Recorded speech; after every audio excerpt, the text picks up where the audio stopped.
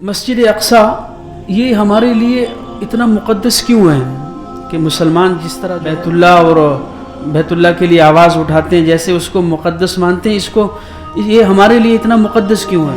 بدل دے میرا دل، بدل دے میرا اس دل. وجہ سے کہ جو فلسطین کی زمین ہے یہ انبیاء کا مسکن رہا ہے، ایک دو نہیں، کئی انبیاء کا مسکن رہا ہے، اور اس میں کئی انبیاء مدفون ہیں.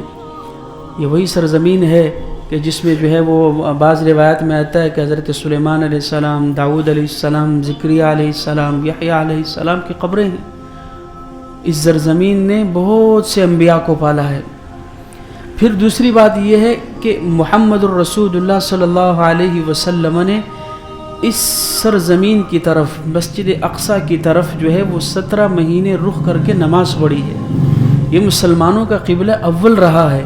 یہ تو محمد الرسول اللہ صلی اللہ علیہ وسلم کی دلی خواہش تھی کہ اللہ مسجد حرام کو ہمارا جو ہے وہ کعبہ بنائے، اور 17 مہینوں کے بعد اللہ رب العزت نے محمد الرسول اللہ کی خواہش کو پورا کرتے ہوئے حکم دیا کہ آپ اپنا رخ جو ہے وہ شمال سے مسجد جو ہے وہ بیت اللہ کی طرف پھیر دیجئے. وگرنہ 17 مہینوں تک مسلمانوں کا قبلہ اول مسجد اقصی رہا ہے. پھر دوسری بات یہ ہے کہ حضرت سلیمان علیہ السلام، یہ جو اس مسجد کی تعمیر ہے یہ سلیمان علیہ السلام نے خود جنات سے کروائی تھی. اور یہ میرے خیال سے جس طرح روایت میں آتا ہے کہ یہ تعمیر اول نہیں تھی، کیونکہ حضرت اس کائنات کے اندر جو سب سے پہلی مسجد تعمیر ہوئی ہے وہ بیت اللہ شریف، خانہ کعبہ ہے. اور اللہ کے نبی نے فرمایا کہ اللہ کے نبی نے فرمایا خانہ کے بعد اس سرزمین پر جو دوسری مسجد تعمیر ہوئی ہے وہ مسجد اقصی ہے. صحابہ نے پوچھا یا رسول اللہ ان دونوں کے درمیان فاصلہ کتنا ہے؟ فرمایا 40 سال کا، کہ 40 سال پہلے خانہ کعبہ تعمیر ہوئی اور 40 سال کے بعد مسجد اقصی تعمیر ہوئی. تو پتہ چلتا ہے کہ سلیمان علیہ السلام سے پہلے بھی یہ مسجد تعمیر ہو چکی تھی حضرت آدم علیہ السلام کے زمانے میں. پھر اللہ کے نبی صلی اللہ علیہ وسلم نے ارشاد فرمایا کہ یہ ایسی مسجد ہے، مسجد حرام کے اندر ایک نماز پڑھنے سے 1,00,000 نمازوں کا ثواب ملتا ہے، اور مسجد نبوی کے اندر ایک نماز پڑھنے سے 50,000 نمازوں کا ثواب ملتا ہے.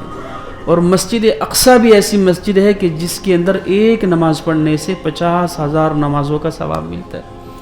ایک روایت میں آتا ہے کہ اللہ کے نبی نے فرمایا جو مسجد اقصی کے اندر، بلکہ سلیمان علیہ السلام نے دعا کی تھی کہ اے اللہ، 3 باتیں انہوں نے اللہ سے کہی تھی، دعا کی کہ اے اللہ، ایک تو جو ہے وہ میں اپنی حکومت تیری منشا کے مطابق کروں، میرے فیصلے تیرے حکم کے مطابق ہوں. اللہ کے نبی نے فرمایا حضرت سلیمان کی دعا قبول کی گئی. پھر انہوں نے دعا کی تھی کہ اللہ مجھے ایسی سلطنت عطا فرما جو آج سے پہلے کسی کو نہیں دی گئی اور آج کے بعد بھی کسی کو نہیں دی جائے گی. اللہ نے وہ دعا بھی قبول کی کہ جنات، ہوائیں، پرندے، چرندے، دنیا کی ہر مخلوق اللہ نے ان کے تابع کر دی تھی. پھر تیسری دعا کی تھی اللہ اس مسجد اقصی کی تعمیر رکھ رہا ہوں، اللہ اس کے اندر جو بھی ایک نماز پڑھے اس کے گناہ ایسے معاف فرما جیسے ابھی ماں نے اس کو جنا ہو.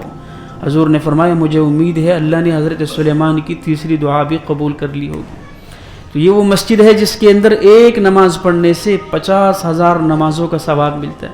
پھر اللہ کے نبی صلی اللہ علیہ وسلم نے ارشاد فرمایا 3 مسجدوں کے علاوہ آپ جو ہے وہ ثواب کی نیت سے کسی مسجد کی طرف سفر نہیں کر سکتے سوائے 3 مساجد کی، کہ جس کے لیے ثواب کی نیت سے سفر کرنا جائز ہے.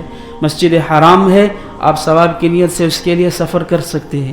مسجد جو ہے وہ حضور صلی اللہ علیہ وسلم کی مسجد نبوی ہے، آپ ثواب کی نیت سے اس کے لیے سفر کر سکتے ہیں. اور بیت المقدس مسجد اقصی ہے جس کے لیے آپ ثواب کی نیت سے سفر کر سکتے ہیں. پھر حضور صلی اللہ علیہ وسلم نے ارشاد فرمایا کہ یہ وہ جگہ ہے جہاں حضرت عیسیٰ علیہ السلام کی پیدائش بھی ہوئی تھی اور نزول بھی ہوگا. حضرت عیسیٰ علیہ السلام کا نزول مسجد اقصی کے ارد گرد ہوگا. پھر اللہ کے نبی صلی اللہ علیہ وسلم نے ارشاد فرمایا کہ اسی جگہ باب لد کے مقام پر جو ہے وہ حضرت عیسیٰ علیہ السلام دجال کو قتل فرمائیں.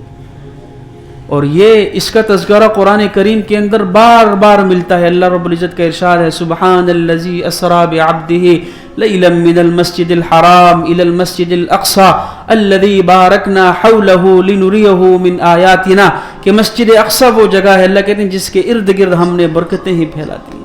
بار بار قرآن کریم کی مختلف آیات کے اندر اس کا تذکرہ ملتا ہے کہ اللہ کہہ رہے ہیں مسجد اقصیٰ کے ارد گرد ہم نے برکتیں رکھ دی ہیں، مسجد اقصیٰ کے ارد گرد برکتیں رکھ دی ہیں، والتین والزیتون وطور سینین، مجھے تین کی قسم، زیتون کی قسم۔ زیتون سے مراد کیا ہے؟ بعض مفسرین کہتے ہیں اس سے مراد مسجد اقصیٰ ہے کہ اللہ نے اس کی قسمیں قرآن کریم کے اندر کھائی ہیں۔ اور پھر سب سے بڑی بات یہ ہے کہ اس جگہ پر ایسی عبادت کی گئی ہے جو نہ اس سے پہلے کسی مقام پر ہوئی ہے، نہ اس کے بعد قیامت تک کے لیے کسی اور جگہ کو وہ مقام حاصل ہو سکے گا۔ یہاں تک کہ مسجد حرام اور مسجد نبوی بھی اس عبادت سے محروم رہ گئی ہے جو عبادت مسجد اقصیٰ کے اندر کی گئی۔ وہ کون سی عبادت تھی؟ جب محمد الرسول اللہ صلی اللہ علیہ وسلم معراج کے لیے مسجد حرام سے نکلے اور مسجد اقصیٰ پہنچے، وہاں اللہ نے 1,24,000 انبیاء کو جمع کیا، جو قبروں میں تھے ان کو قبروں سے اٹھایا، اور جو ہے آسمانوں پر زندہ اٹھائے گئے تھے ان کو وہاں جمع کیا، اور وہاں محمد الرسول اللہ نے 1,24,000 انبیاء کی امامت کروائی ہے۔